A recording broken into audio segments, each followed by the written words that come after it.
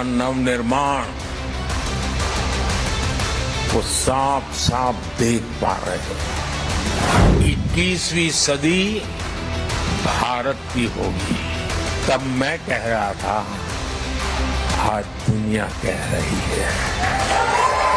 अपने तीसरे टर्म में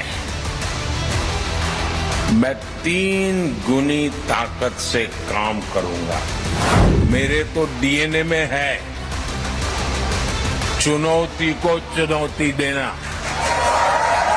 सर पे लाल टोपी रूसी, फिर भी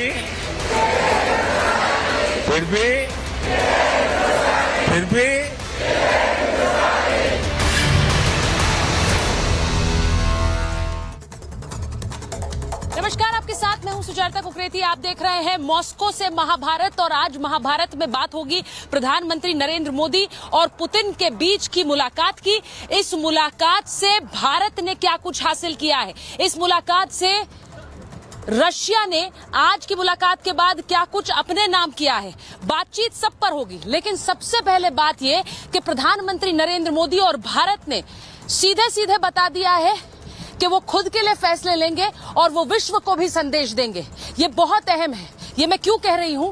क्योंकि प्रधानमंत्री नरेंद्र मोदी ने आज पुतिन के सामने बैठकर विश्व शांति की बात की है। उन्होंने कहा है कि बम, गोले, बंदूक से कुछ हासिल नहीं होने वाला है। समाधान सिर्फ बातचीत से होगा, युद्ध के मैदान में नहीं होगा, वार्तालाप और बातचीत से होगा। तो सीधे सीधे ये संदेश राष्ट्रपति पुतिन के सामने बैठकर प्रधानमंत्री नरेंद्र मोदी ने दिया है। लेकिन संदेश सिर्फ पुतिन के नाम नहीं था, संदेश अमेरिका के लिए भी था, क्योंकि प्रधानमंत्री ने यह भी कह दिया कि जो फैसले भारत ले रहा है उससे महंगाई पर अंकुश लगा है।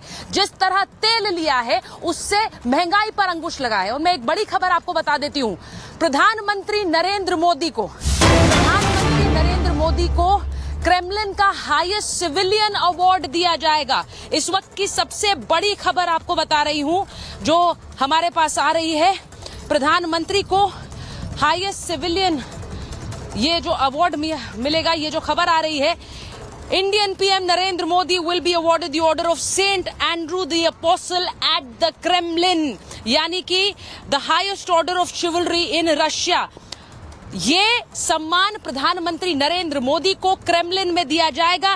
राष्ट्रपति पुतिन ने कहा है, उन्होंने इस अवार्ड की डिक्री यानी कि जो कागज होता है उस पर हस्ताक्षर किए हैं। प्रधानमंत्री नरेंद्र मोदी को यह सम्मान दिया जाएगा। ये प्रधानमंत्री नरेंद्र मोदी का सम्मान नहीं है, ये भारतीयों के लिए सम्मान है। तो राष्ट्रपति पुतिन ने अपनी दोस्ती का हाथ बढ़ाते हुए एक और बड़ा कदम लिया है। प्रधानमंत्री नरेंद्र मोदी को सम्मान जो दिया गया, और ये प्रधानमंत्री के नाम नहीं, भारतीयों के नाम है। मैं ये भी बता रही हूं, 2 तस्वीरें आज आपको दिखा देते हैं। प्रधानमंत्री को जब ये सम्मान दिया जा रहा है, प्रधानमंत्री का, जैसा मैंने कहा, ये सम्मान उस बातचीत का, उस दोस्ती का और उन दशकों पुराने रिश्तों का है जो कि प्रधानमंत्री नरेंद्र मोदी ने भारत की ओर से रूस के साथ निभाए, और इसी के साथ साथ रूस के राष्ट्रपति ने रूस की तरफ से भारत के साथ निभाए हैं। तो वो सम्मान की तस्वीर भी आपको दिखा रही हूं। मैं आपको 2 तस्वीरें दिखा देती हूं। अगर चेतन 2 तस्वीरें आप दिखाएं। ये अवार्ड प्रधानमंत्री के नाम है, लेकिन इसके पीछे की कहानी 2 तस्वीरें बयां कर रही हैं। एक तरफ जो अनौपचारिक मुलाकात कल प्रधानमंत्री नरेंद्र मोदी ने की है, जो रूस के राष्ट्रपति के घर पर की है। अब इस मुलाकात की बहुत सारी चर्चाएं हो रही हैं, उन चर्चाओं की भी बात करूंगी और इस घर की भी बात करूंगी जहां पर यह मुलाकात हुई है। ये घर बहुत महत्वपूर्ण है। और इसी के साथ जो औपचारिक बातचीत हुई है, जहां पर भारत और रूस के बीच के समझौतों पर मुहर लगी है, हम उनकी भी बात करेंगे। लेकिन ये 2 तस्वीरें प्रधानमंत्री मोदी और पुतिन के रिश्तों और भारत और रूस के रिश्तों को बताती हैं। जिस घर में प्रधानमंत्री ने कल नरेंद्र मोदी से जब राष्ट्रपति पुतिन ने मुलाकात की, उस घर के बारे में मैं आपको बताना चाहती हूं, क्योंकि ये जो घर है ये पुतिन का घर है, लेकिन यहाँ पर हर कोई नहीं जा पाता है। ये वो घर है जहां पर प्रधानमंत्री नरेंद्र मोदी को राष्ट्रपति पुतिन ने रिसीव किया। और उसके बारे में अगर मैं आपको बताऊं तो ये जो घर है ये प्रधानमंत्री नरेंद्र मोदी को यहीं पर रिसीव किया गया और इस घर के अंदर कहा जाता है कि पुतिन के तकरीबन 19 घर ऐसे हैं जो कि मॉस्को के अंदर हैं। अब इनमें से एक है ये घर जहां पर राष्ट्रपति ने प्रधानमंत्री को होस्ट किया है। ये लग्जरी घर जो है ये एक महल की तरह है कहा जाता है और घर में सुरक्षा के लिए अंडरग्राउंड बंकर्स बने हुए हैं। अंदर स्पेशल सिक्योरिटी, एक ट्रेन भी चलती है। अब राष्ट्रपति पुतिन के इर्द गिर्द बहुत सी कहानियां हैं, लेकिन इस घर को लेकर कहा जाता है कि सुरक्षा के लिहाज से ये सबसे सुरक्षित घर है। विदेशी मेहमानों से पुतिन यही मुलाकात करते हैं और मॉस्को से दूर है ये मॉस्को के अंदर नहीं है, मॉस्को से दूर, मॉस्को के आउटस्कर्ट्स पर दूर जंगलों में बना हुआ ये घर है और यहाँ पुतिन का हॉलिडे होम भी कहा जाता है। पुतिन ने इस घर का नाम नोवो उर्गायोवो दिया है। तो इसी घर के अंदर ये मुलाकात हुई है। लेकिन पुतिन के सिर्फ ये घर नहीं है, पुतिन के बहुत सारे घर। आज उनकी भी बात होगी, इसलिए बात होगी क्योंकि प्रधानमंत्री नरेंद्र मोदी का जिस आदर के साथ और जिस प्रेम के साथ उन्होंने स्वागत किया, क्या उस तरह वो किसी और राष्ट्राध्यक्ष को उन्होंने होस्ट किया है? इस बार हमने रूस में रह रहे भारतीयों से बात की, जरा सुनिए उन्होंने क्या कहा।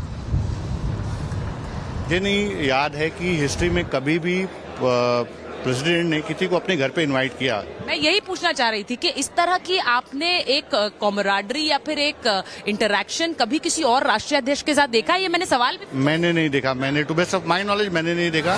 Prime Modi ji prime minister president Putin को मिले तो जैसे जफ्फी डाल के मिले, जैसे कि दोनों भाई कहीं बिछड़े हुए होते हैं तो बिछड़े हुए भाई मिले हैं। जैसे कि जो गहरी बोले दोस्ती है, जो प्यार है, जो मित्रता है, बहुत ही उम्दा है, बहुत ही लंबा है, जो कोई और देशों के साथ नहीं है। वो बार बार आए और मैं ऐसे ही पूरे जोश से उसका नारा लगाऊं और हम बहुत ही उसको कांग्रेचुलेशंस कर रहे हैं। अभी तीसरी बार आए हैं, इसलिए भारत और रूस साथ में हो जाएंगे तो बहुत आगे जाएंगे। पूरी दुनिया में वो दोनों भारी पड़ेंगे सबके ऊपर। रशिया और इंडिया जैसे भाई भाई हैं, हमें बड़ी खुशी है, बड़ा आनंद है, बड़ा ऐसे माहौल है कि हम बिल्कुल हम अपने आंखों से नहीं निकाल सकते। बड़ी खुशी है। हम अफगानिस्तान के नागरिकता वाले हैं, लेकिन हमने अभी सिटीजनशिप इंडिया से लिया। अब हम हिंदू हैं लेकिन इंडियन सिटीजनशिप हो गए, ये भी हमारे डबल खुशी हो गए। तो आपने सुना कि प्रधानमंत्री नरेंद्र मोदी और रूस के राष्ट्रपति ने जिस तरह से मुलाकात की, लेकिन इन मुलाकातों के बीच हासिल क्या हुआ है भारत और रूस को, इस पर भी मैं चर्चा करूंगी। पहले एक रिपोर्ट आपको दिखा देती हूं, ये रिपोर्ट देखिए, उसके बाद चर्चा की शुरुआत करेंगे।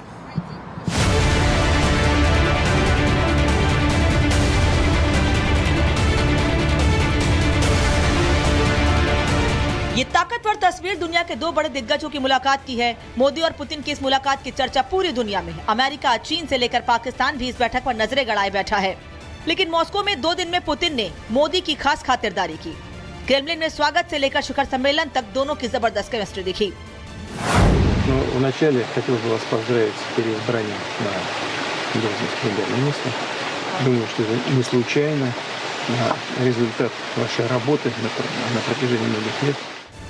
आज जब मोदी और पुतिन ने आधिकारिक बैठक की तो मोदी ने तेल की सप्लाई को लेकर रूस को थैंक यू बोलकर मॉस्को से पूरी दुनिया को संदेश दिया।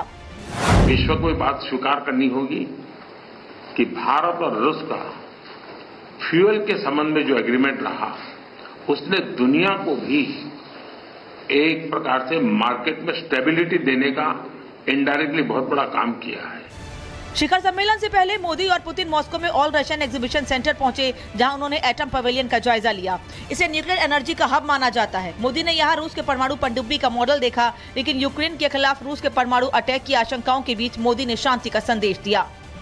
एक्सेलेंसी, एक मित्र के नाते मैंने हमेशा कहा है कि हमारी भावी पीढ़ी के उज्जवल भविष्य के लिए शांति सर्वाधिक आवश्यक है। लेकिन मैं ये भी जानता हूं कि युद्ध के मैदान में समाधान संभव नहीं होते। बम, बंदूक और गोलियों के बीच समाधान और शांति वार्ताएं सफल नहीं होती हैं और हमने वार्ता के माध्यम से ही शांति के रास्ते अपनाने होंगे। राष्ट्रपति पुतिन ने भी इस बात को स्वीकार किया कि मुद्दे युद्ध रुकवाने की कोशिश कर रहे हैं। मोदी ने आतंकवाद को दुनिया के लिए खतरा बताया और निपटने के लिए साथ आने की अपील की। मोदी ने दूसरे विश्व युद्ध के दौरान शहीद रूसी सैनिकों के स्मारक स्थल पहुंचकर श्रद्धांजलि दी। तो मोदी भारतीय समुदाय से भी मिले। आज सबसे पहले प्रधानमंत्री ने रूस में रहने वाले भारतीयों को संबोधित करते हुए 3 नंबर का अपनी सरकार में रोल बताया और अपने लिए चुनौती पैदा करने वालों को कड़ा संदेश दिया। ग्लोबल पॉवर्टी से लेकर क्लाइमेट चेंज तक हर चैलेंज को चैलेंज करने में भारत सबसे आगे रहेगा और मेरे तो डीएनए में है चुनौती को चुनौती देना। मैंने प्रण किया था कि अपने तीसरे टर्म में मैं 3 गुनी ताकत से काम करूंगा। मोदी का 2 दिन का आधिकारिक रूस दौरा आज खत्म हो रहा है। वो कल ऑस्ट्रिया में रहेंगे, लेकिन पुतिन के साथ गर्मजोशी से उनकी मुलाकात और दोनों देशों के बीच व्यापार, डिफेंस से लेकर तेल सप्लाई पर हुई बात भारत के लिए फायदेमंद होगी। मोदी के रूस दौरे से चीन, अमेरिका और यूक्रेन भले ही चिढ़ गए हों, लेकिन ये विजिट मोदी को न सिर्फ ग्लोबल लीडर के तौर पर स्थापित करती है, बल्कि बता रही है कि भारत के नरेंद्र अब वैश्विक शक्तियों के केंद्र बन गए हैं। Bureau report, Republic Bharat.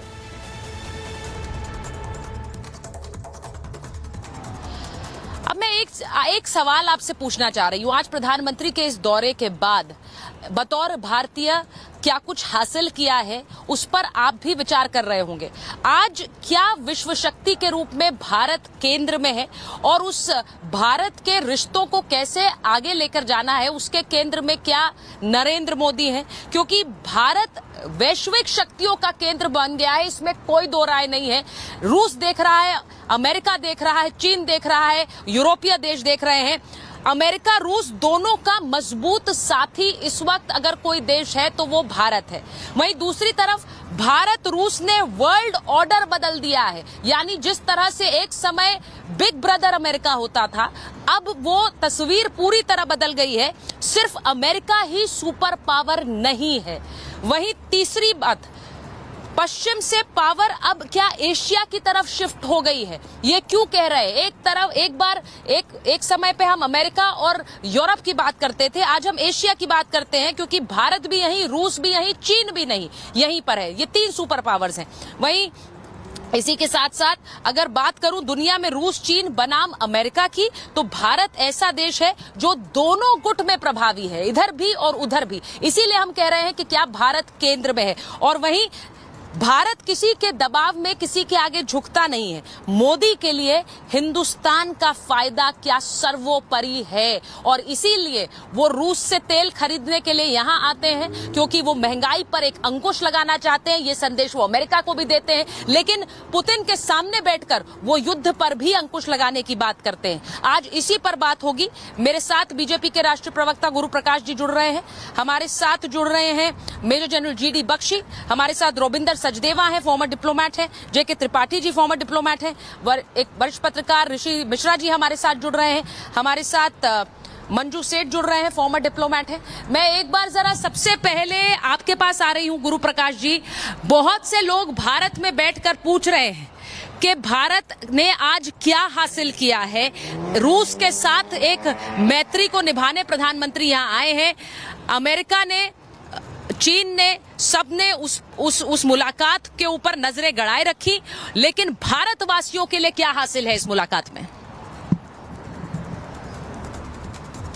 नहीं सुचारिता, आपने बहुत अच्छी बात कही। मैं आपके प्रारंभिक प्रबोधन को सुन रहा था और ये आज एक एक्सेप्टेड फैक्ट है कि जो ग्लोबल पावर एक्सेस था, जो आपने कहा कि जो कभी यूरोप में रहा करता था ग्लोबल पावर एक्सेस, वो निश्चित रूप से ग्लोबल पावर एक्सेस आज एशिया में आ गया है और उस ग्लोबल पावर एक्सेस का जो केंद्र बिंदु है वो भारत में है। आज से ठीक 125 साल पहले नरेंद्र नाथ स्वामी विवेकानंद गए थे और उन्होंने पूरे दुनिया में विश्व शांति का संदेश दिया था और हम आज देख रहे हैं 2024 में श्री नरेंद्र मोदी जी, गुजरात के वडनगर के सामान्य परिवार में जन्म लिए व्यक्ति, आज विश्व शांति का संदेश लेकर के एक शक्तिशाली नेता के पास गए हैं। तो हमें पता है भारत की बात हो, भारतवासियों की बात हो, भारत के हितों की बात हो, आज रशिया के साथ पेट्रोकेमिकल हो, डिफेंस हो, एनर्जी हो, इंफ्रास्ट्रक्चर हो, अगले साल तक $30 बिलियन का ट्रेड भारत और रूस का होने वाला है।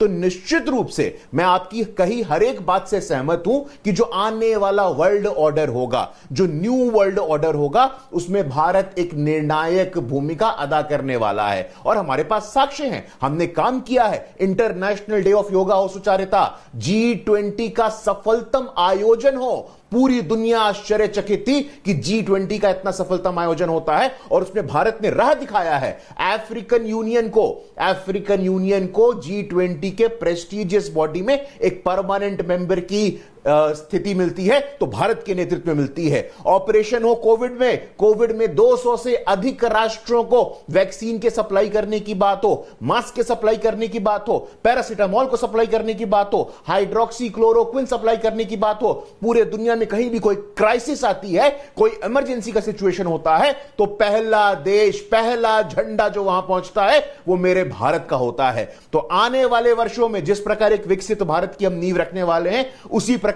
जैसा कि भारतीय जनता पार्टी के संकल्प पत्र में भी हम लोगों ने कहा था कि विश्व मित्र, हम संपूर्ण विश्व के एक मित्र हैं, हम संपूर्ण विश्व को राह दिखा सकते हैं, हमारी संस्कृति है, हम सनातन हैं, हम सस्टेनेबल हैं, हम प्राकृतिक हैं, हम पर्यावरण और विकास को साथ लेकर के जाना जानते हैं। गुरु प्रकाश जी के साथ साथ मैं आप ही के सवाल से पूछूंगी, विश्व मित्र, आज भारत का जो कद है वो विश्व मित्र का कद है, लेकिन हम जानते हैं कि दुनिया इस वक्त रूस यूक्रेन युद्ध पर बटी हुई है। क्या एक समाधान भारत की तरफ से निकल सकता है? क्योंकि आज प्रधानमंत्री का जो संदेश था पुतिन के सामने बैठकर, पुतिन एक बहुत स्ट्रिक्ट एडमिनिस्ट्रेटर माने जाते हैं, लेकिन अगर उनका ये स्टेटमेंट पुतिन के सामने था, क्योंकि ये भी अपने दर्शकों को बताऊं कि जो एक स्टेटमेंट्स आमने सामने होते हैं, बहुत हद तक जो दोनों तरफ की अधिकारी होते हैं वो उनको भी तैयार करते हैं।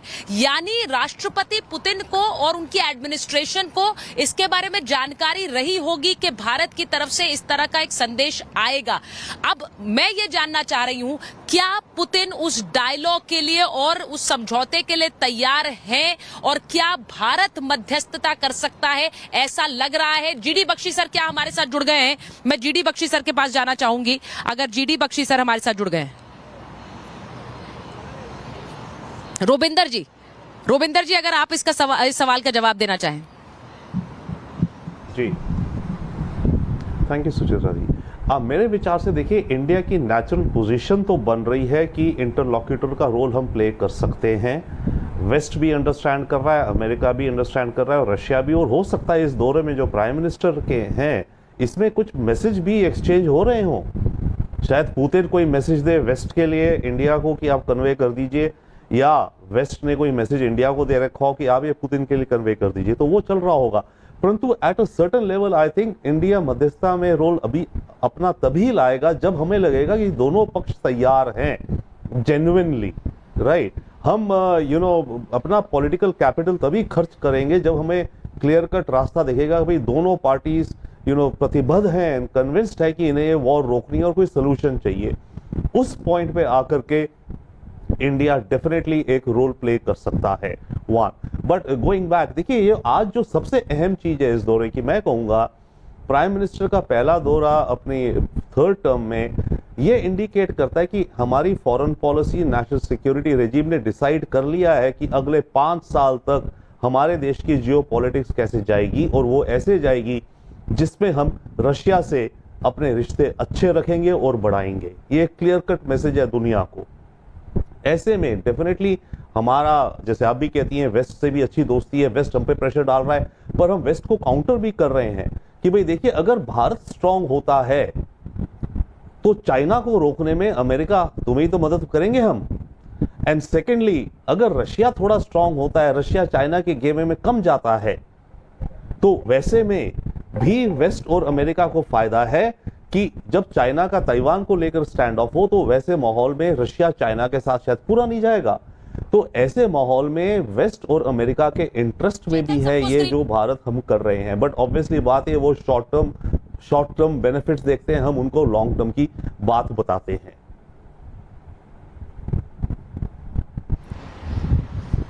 मेरे साथ जीडी बख्शी सर जुड़ गए हैं। सर मैं एक बार जरा सिंगल विंडो नहीं सबको रखिए जरा चेतन, मैं एक बार जरा जीडी बख्शी सर के पास जा रही हूँ। सर जरा ये बताइए, आज क्योंकि रूस और भारत के बीच वार्ता की बात हो रही है, बहुत से लोगों ने ये कहा कि प्रधानमंत्री रूस के पास जाते हैं तो एक संदेश जाएगा जो कि यूक्रेन के खिलाफ होगा। ये चर्चाएं तो पहले से थी, लेकिन उसके बाद एक और चर्चा आज शुरू हुई जब राष्ट्रपति पुतिन के सामने बैठकर उन्होंने एक जंग के खिलाफ संदेश तक दे डाला और उन्होंने कहा कि बम बंदूक गोलों से कुछ नहीं होता है। इस सबके बाद डिप्लोमेसी और बातचीत करनी पड़ेगी। मैं आपसे पूछ रही हूं, भारत का रोल आप कैसे देख रहे हैं और भारत के लिए हासिल क्या देख रहे हैं?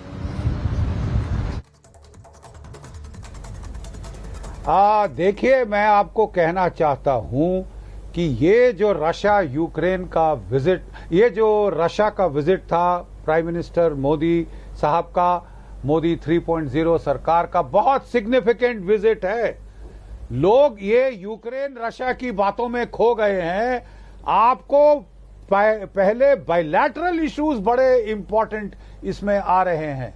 देखिए, पहले हमारी बड़ी स्ट्रांग रिलेशनशिप थी सोवियत यूनियन के साथ, थोड़ा मुझे समय दीजिए, पहले बड़ी स्ट्रांग रिलेशनशिप थी सोवियत यूनियन के साथ, पर तब दोनों की इकोनॉमी ढल रही थी, सोवियत संघ की और भारत की।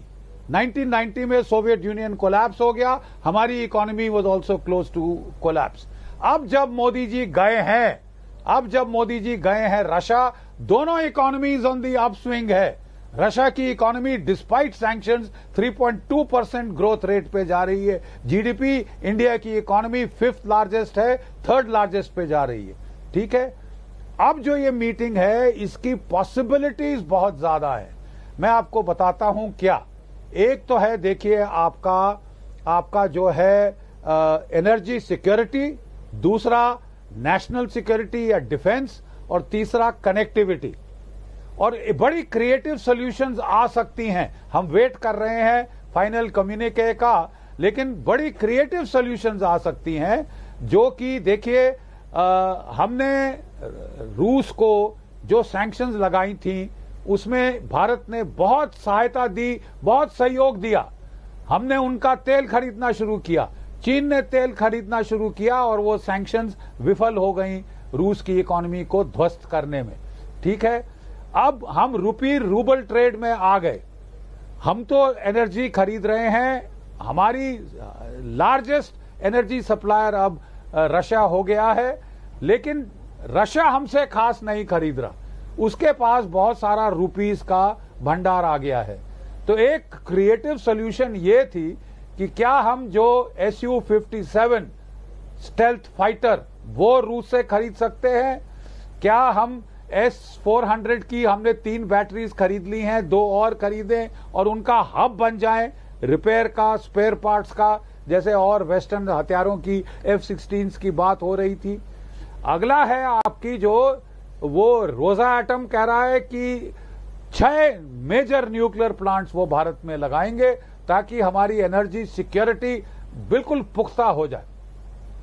रशिया और इंडो यूएस न्यूक्लियर डील थी जिसमें एक भी प्लांट नहीं बना, लेकिन अगर रशिया 6 प्लांट बना दे तो साहब काया पलट हो सकती है हमारी एनर्जी सिक्योरिटी के अंदर। हमने लॉजिस्टिक डील साइन की है रूस के साथ, लोग कह रहे थे इसका क्या फायदा साहब, हमने अमेरिका के साथ साइन की, जापान के साथ, फ्रांस के साथ, रशिया के साथ क्या फायदा? रशिया के northern ports, Arctic ocean ice melt हो रही है, शॉर्ट रूट्स मिल रहे हैं। अगर इंडियन शिप्स वहां जा सकते हैं, बड़ा भारी हमको एक फायदा इससे मिल सकता है। तो अगर हम जरा सोचें, ये यूक्रेन तो छोटा मामला और सर जब इन रूट्स पर बात होती है तो कई रूट्स चाइना से होकर भी गुजरते हैं और चीन और रशिया के बीच की जो संधि है या फिर जिस तरह से उनके बीच में एक दोस्ती है, उसके चलते भारत का भी एक तरह से फायदा है कि इन रूट्स पर अंकुश चीन नहीं लगा पाएगा। अब ये भी एक राय यहाँ पर जब मैं रूस आई तो लोगों ने दी, मैं उस पर बात करूंगी, लेकिन एक बड़ी खबर बता देती हूँ कि राष्ट्रपति पुतिन से द्विपक्षीय बातचीत के बाद पीएम मोदी ने पोस्ट किया है और उन्होंने लिखा है कि क्रेमलिन से पुतिन के साथ सभी मुद्दों पर विस्तार से चर्चा हुई है। व्यापार, वाणिज्य, सुरक्षा, कृषि, टेक्नोलॉजी और इनोवेशन को लेकर ये चर्चा हुई है। तो बड़ी खबर आपको बता रही हूं, प्रधानमंत्री नरेंद्र मोदी ने ये पोस्ट किया है कि व्यापार, वाणिज्य, सुरक्षा, कृषि, टेक्नोलॉजी और इनोवेशन को लेकर चर्चा, और सभी मुद्दों पर विस्तार से चर्चा हुई है। अब ये बड़ी बात है, मैं आपको ये बड़ी बात बता रही हूं कि कैसे प्रधानमंत्री जब कह रहे हैं विस्तार से चर्चा हुई है। अमेरिका में जो एक एडमिनिस्ट्रेशन बैठा हुआ है वहां पर अगर कोई बदलाव होता है, और ऐसे में पुतिन पहले ही इंडिकेट कर चुके हैं कि अगर ट्रंप किसी तरह के मध्यस्थता की बात करे तो हम उसे वेलकम करेंगे। वहीं दूसरी तरफ भारत जो है वो लगातार एक बैलेंसिंग एक्ट कर रहा है और भारत अपने हितों को ध्यान में रखकर चल रहा है, जिसमें कोई खराबी नहीं है। वो समय गया जब आप दूसरों को तो संदेश देने के चक्कर में अपने हित पीछे रख जाते थे। आज भारत अपने हित के बारे में सोचेगा और उसमें उसे किसी तरह का कोई ये एक गिल्ट नहीं होनी चाहिए। मैं इस पर सीधी बात ऋषि जी से पूछ रही हूँ।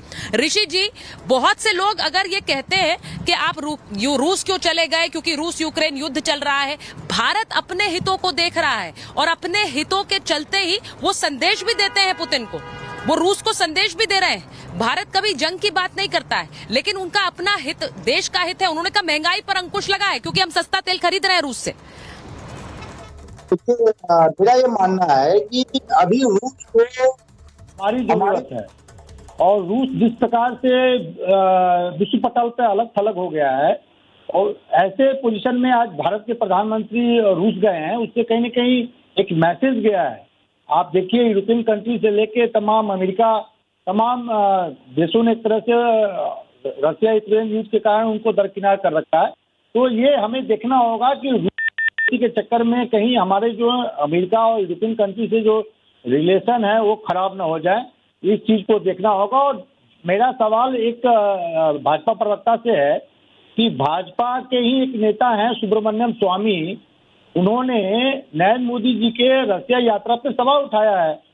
उन्होंने कहा है कि एक तरफ हमारे प्रधानमंत्री को जो पुतिन साहब है एयरपोर्ट पर रिसीव करने नहीं जाते हैं, दूसरी तरफ चाइना के जो जिनपिंग साहब हैं उनको रिसीव करने पुतिन साहब खुद एयरपोर्ट पे जा रहे हैं। तो ये कौन सा महत्व हमारे प्रधानमंत्री को मिल रहा है चाइना के काउंटर पार्ट के कंपेरिजन में? तो इसका जवाब बीजेपी को जरूर देना चाहिए। जिस प्रकार से बीजेपी हाय तौबा मचा रही है कि रूस जाने से हमें ये मिल रहा है। दूसरा सवाल उन्होंने ये किया है कि जो 8 साल पहले जो हथियार रसिया ने चाइना को दिया है वो आउटडेटेड हथियार अब हमें दिया जा रहा है। तो ये दो ऐसे सवाल खुद बीजेपी के नेता सुब्रमण्यम स्वामी ने अपने ही प्रधानमंत्री नरेंद्र मोदी पर सवाल उठाया है। तो इसका जवाब बीजेपी को जरूर देना चाहिए। जी देखिए एक तो मैं ये सवाल गुरु प्रकाश जी से लूंगी। जीडी बख्शी बोलना चाह रहे हैं, लेकिन जहां तक हमें पता है शी जिनपिंग जब आए थे तो जो उनके डेप्यूटी प्राइम मिनिस्टर थे वो रिसीव करने गए थे। लेकिन ये जरा जानकारी दे दीजिए जीडी बख्शी सर, वो कह रहे हैं कि ये गलत है, वो सुब्रमण्यम स्वामी को कोट कर रहे हैं। गुरु प्रकाश जी आपके पास आ रही हूँ, लेकिन पहले जीडी बख्शी जी बोलना चाह रहे हैं। सर नहीं, मैंने नहीं पढ़ा सुब्रमण्यम स्वामी जी ने क्या कहा है, लेकिन मोदी जी को रिसीव करने जो रूसी सरकार में नंबर 2 है पुतिन के बाद, डेप्यूटी प्राइम मिनिस्टर साहब वो आए थे, जबकि शी जिनपिंग को रिसीव करने वो जो नंबर 3 या 4 पे जो है डेप्यूटी प्राइम मिनिस्टर वो आए थे।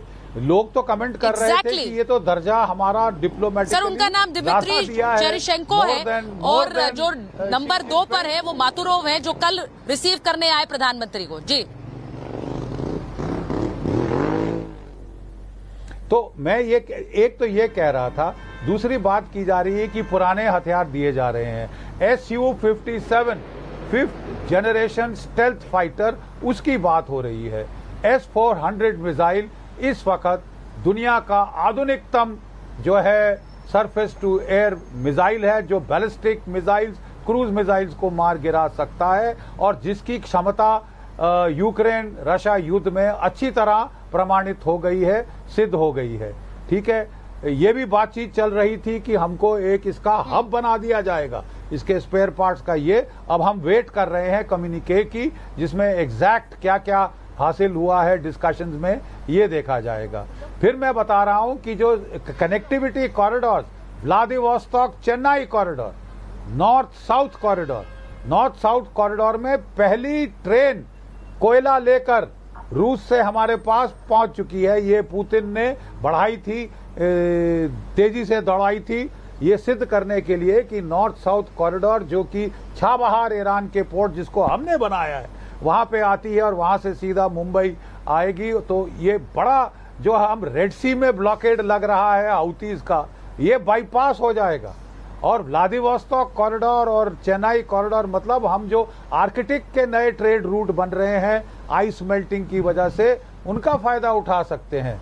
देखा जाए तो इस रिलेशनशिप में बहुत ठोस है।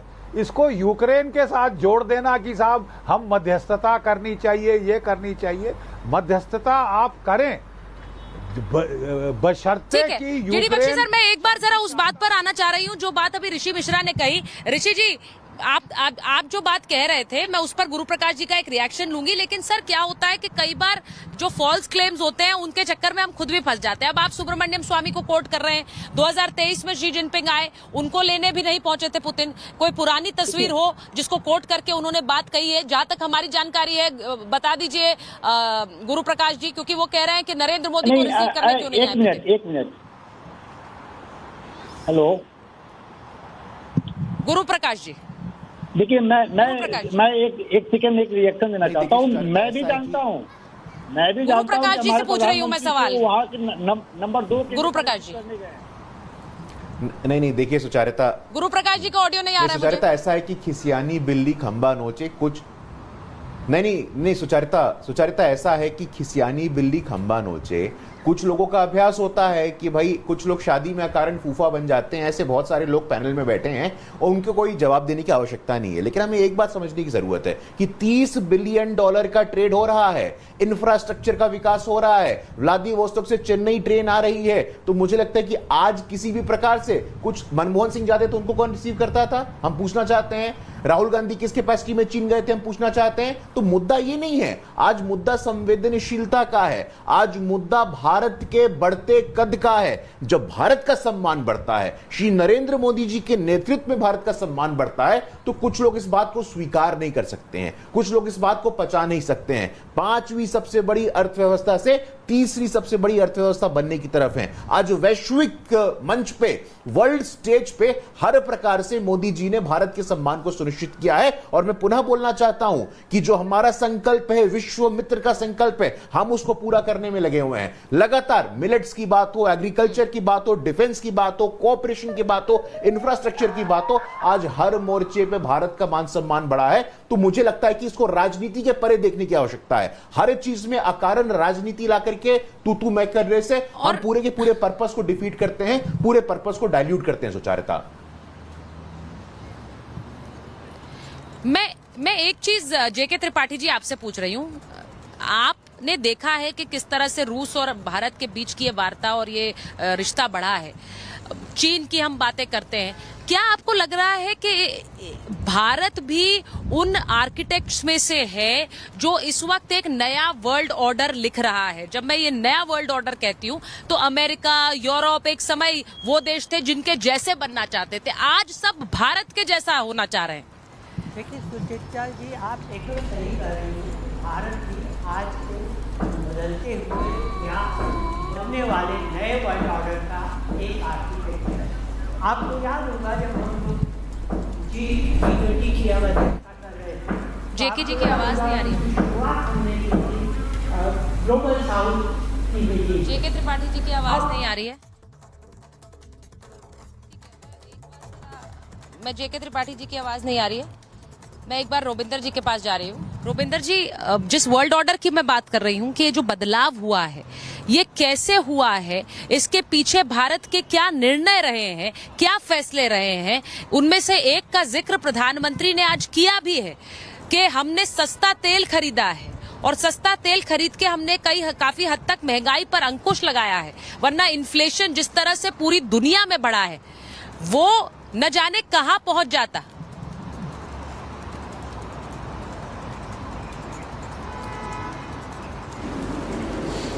क्वेश्चन है, मैं उस पर आता हूँ। उससे पहले आप जो न्यू वर्ल्ड ऑर्डर और अभी हमारे एक पैनलिस्ट कह रहे थे ना कि इसमें क्या अचीव हो रहा है, या सुब्रमण्यम स्वामी कह रहे थे, मैं ये कहना चाहता हूँ आज की दुनिया, हम सब शब्द इस्तेमाल करते हैं वर्ल्ड ऑर्डर।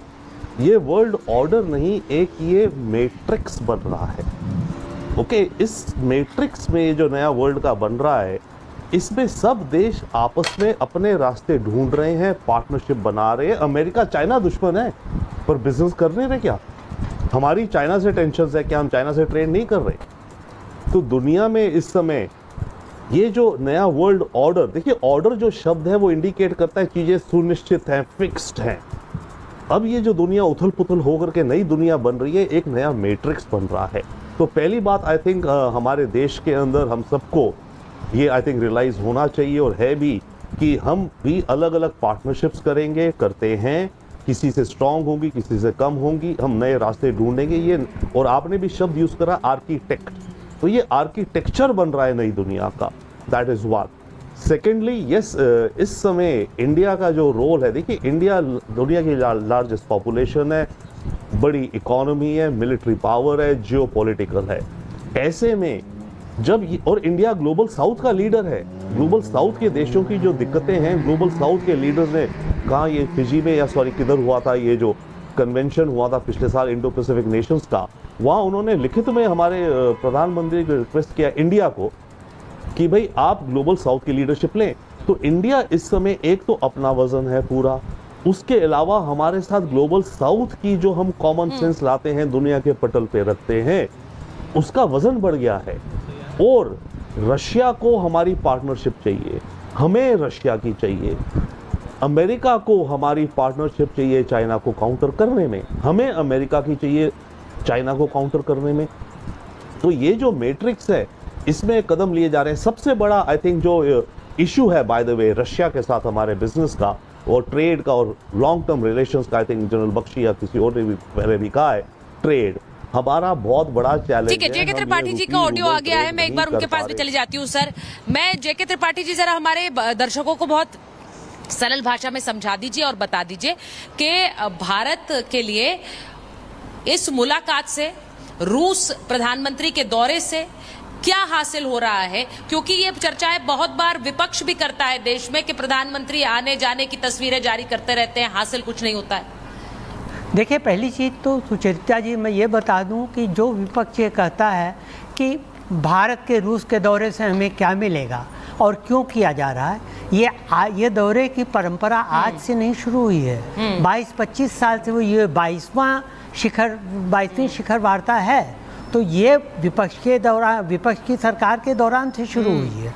और ऐसी वार्ताओं में बैठ करके दोनों देश के राष्ट्राध्यक्ष, शासनाध्यक्ष जो हैं वो चर्चा करते हैं और ये हल निकालने का प्रयास करते हैं कि द्विपक्षीय फायदे को देखते हुए किस तरह से आगे बढ़ा जाए।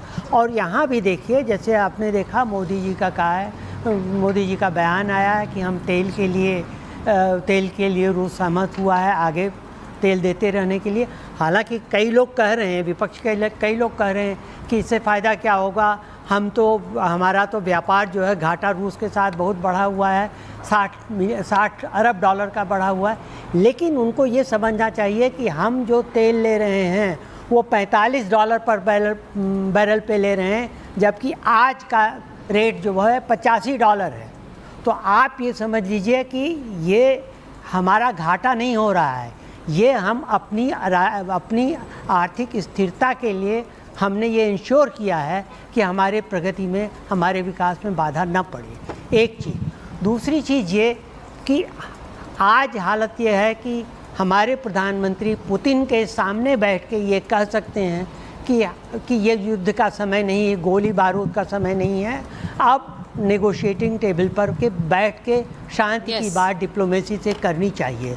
ये बहुत बड़ी चीज़ है। और देखिए, इतना ही नहीं है, ये भी है कि भारत का कद इतना बढ़ा हुआ है कि चाहे एक और अमेरिका हो, चाहे दूसरी ओर रूस हो, दोनों ही एशिया में भारत को अपना दोस्त बनाने को तत्पर हैं। ये बहुत बड़ी चीज़ है। और कई बार विपक्ष के लोग ये भी कहते हैं कि अब समय आ गया है, भारत को इसमें मध्यस्थता करनी चाहिए। मैं ये कहता हूँ मध्यस्थता करने के लिए 3 चीज़ें ज़रूरी होती हैं। पहला कि कैपेबिलिटी हो, शक्ति हो, सामर्थ्य हो। दूसरा ये कि आपकी इच्छा हो, और तीसरा ये कि आप उसमें कूदने के लिए तैयार हो। हमारे पास दोनों चीज़ है पहली, लेकिन तीसरी चीज़ हम मुझे तो लग रहा है कि नहीं करते। तीसरी चीज बिल्कुल बिल्कुल जैसा आप कह रहे हैं कि ये सारी चीजें भारत में मौजूद है, इसीलिए शायद यहाँ पर भी ये चर्चाएं हो रही थी कि क्या भारत वो मध्यस्थता करा सकता है। लेकिन सबसे बड़ी बात ये है कि जो पश्चिमी देश हैं उन्होंने एक तरह से प्रतिबंध रूस पे लगा दिए, यूरोप ने प्रतिबंध लगा दिए, लेकिन रूस की अर्थव्यवस्था पर उसका क्या असर पड़ा है? रूस की अर्थव्यवस्था पर तो उसका असर नहीं पड़ रहा। रूस की अर्थव्यवस्था तो और बेहतर होती जा रही है। उसमें जिस तरह से सुधार हो रहा है ये अपने आप में एक पहेली की तरह है, और इसीलिए रूस जब आगे बढ़ रहा है तो भारत और रूस अगर साथ हाथ पकड़कर आगे बढ़ते हैं, तभी मैं कह रही हूं कि क्या एक वर्ल्ड डायनामिक्स बदल रहा है। विश्व में देखने का जो एक नजरिया है देशों को, जिस नजर से एक बार कभी अमेरिका और यूरोप को देखा जाता था, वो आज भारत को देखा जा रहा है, इसमें कोई दो राय नहीं है। मैं ये भी आपको बताऊं कि बहुत से भारतीयों से मैंने यहाँ रूस में बात की, और उनसे बात इस पर की कि क्या प्रधानमंत्री नरेंद्र मोदी एक बड़े वर्ल्ड लीडर के रूप में उभर रहे हैं? क्या भारत रूस के जो रिश्ते हैं वो उन्हें सुपर पावर्स की तरह आगे प्रोजेक्ट कर रहे हैं? इस पर लोगों ने क्या कहा है, जरा वो सुन लेते हैं।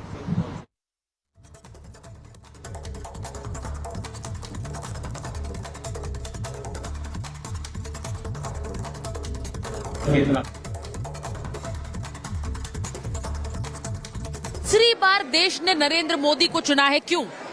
तीसरी बार इसलिए नरेंद्र मोदी को चुना है क्योंकि उन्होंने खुद कहा अपने भाषण में कि 3 नंबर बहुत सिग्निफिकेंट है। एक तो उन्होंने ये कहा कि हमारा देश पूरी विश्व का तीसरा इकोनॉमी बन गया है, तो ये बड़ी हर्ष की बात है, बड़ी खुशी की बात है। मोदी तीसरी बार नहीं, मैं तो चाहती हूँ जब तक हम है वही रहे, और पुतिन की तरह 5वीं बार भी वही आए। इस तरीके की उनकी सोच है, उनकी सोच 10 साल 15 साल आगे का वो सोचते हैं, और उनका ध्यान मेन होता है डेवलपमेंट के ऊपर, ग्रोथ के ऊपर, और not only India, outside the India की इमेज कैसे डेवलप होगी वो भी वो बहुत ज्यादा सोचते हैं। नेशनल लीडर नहीं है, इंटरनेशनल लीडर है, और उन्होंने छोटे तबके से लेकर बड़े तबके तक काम, तबके से लेकर काम किया हुआ है पूरे दुनिया में।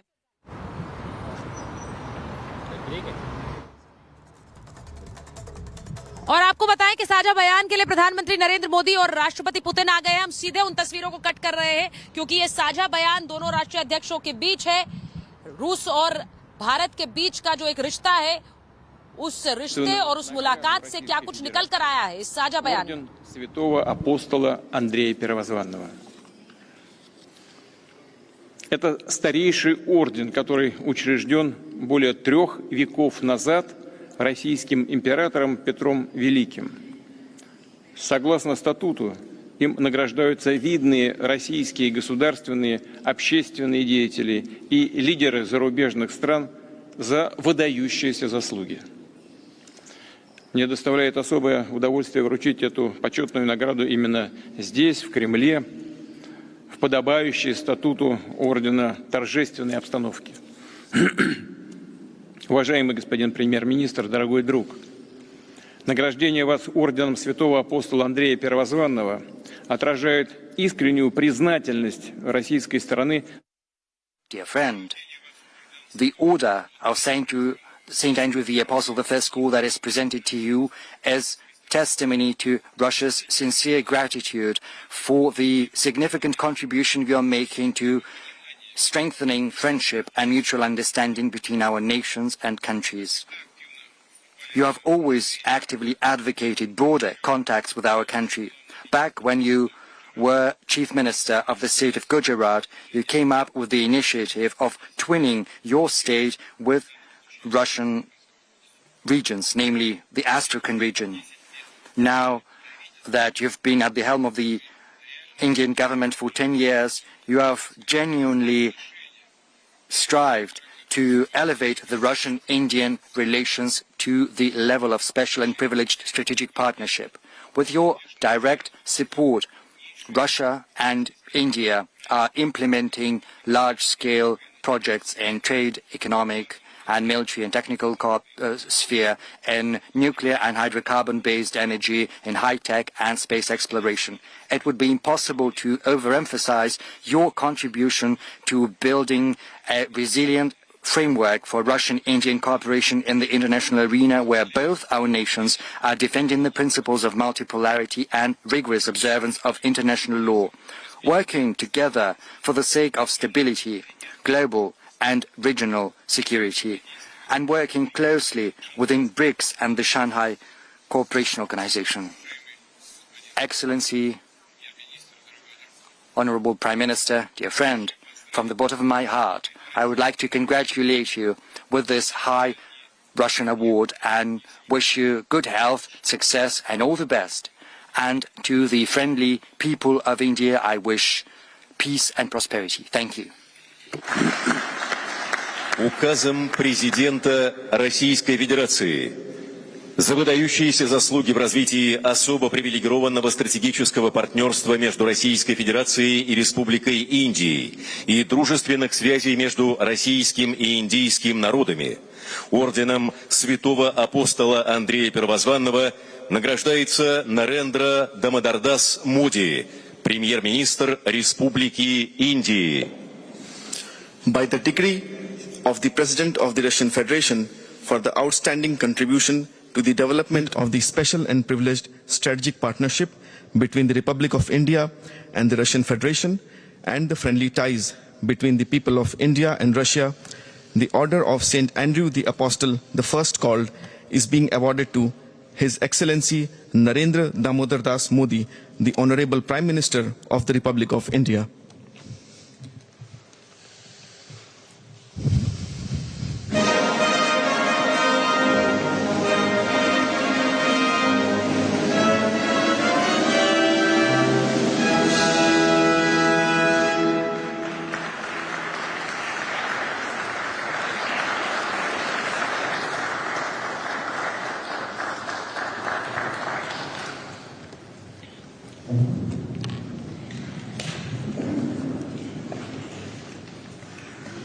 योर एक्सेलेंसी और मेरे मित्र राष्ट्रपति पुतिन,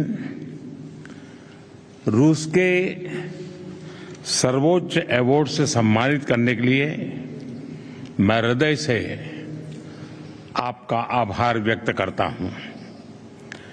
यह सम्मान केवल मेरा सम्मान नहीं है, यह 140 करोड़ भारतवासियों का सम्मान है।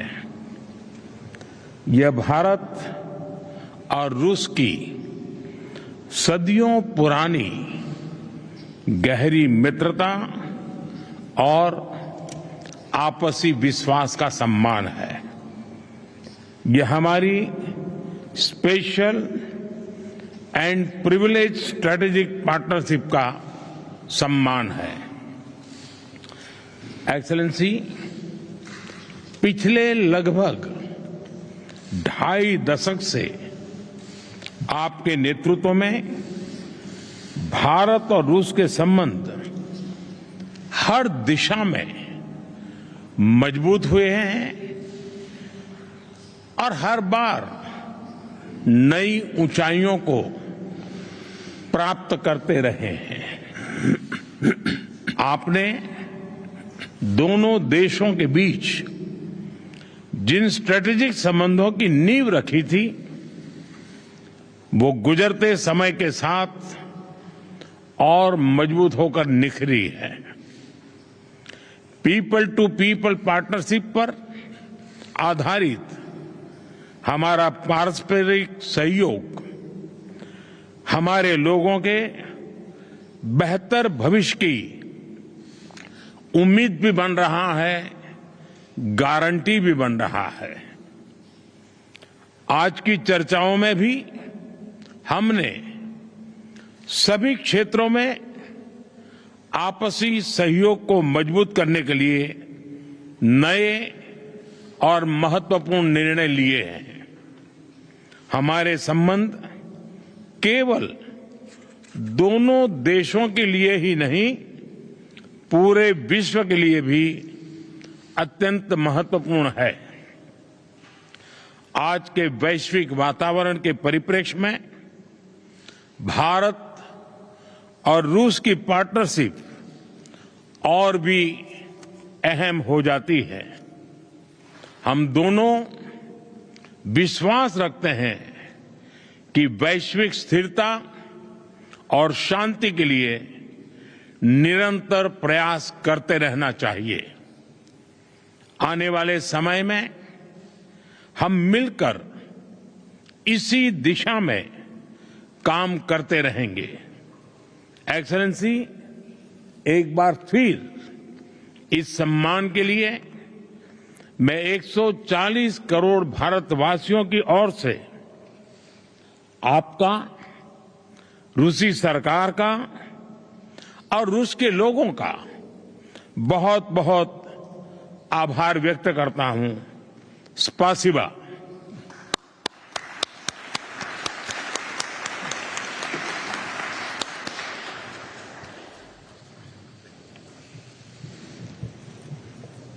तो प्रधानमंत्री नरेंद्र मोदी की 2 दिवसीय रूस यात्रा का अब समापन हुआ। मॉस्को से तस्वीर आपको दिखा रहे हैं, जहां दोनों राष्ट्राध्यक्षों ने साझा बयान जारी किया। राष्ट्रपति पुतिन ने भी कहा कि ये मुलाकात बेहद खास रही। हर मायने में जिस तरह से प्रधानमंत्री से मुलाकात और अलग अलग मुद्दों पर चर्चा हुई, उससे काफी कुछ हासिल हुआ। प्रधानमंत्री नरेंद्र मोदी ने भी इस साझा बयान में राष्ट्रपति का धन्यवाद दिया और कहा कि यह सम्मान 140 करोड़ भारतीयों का सम्मान है।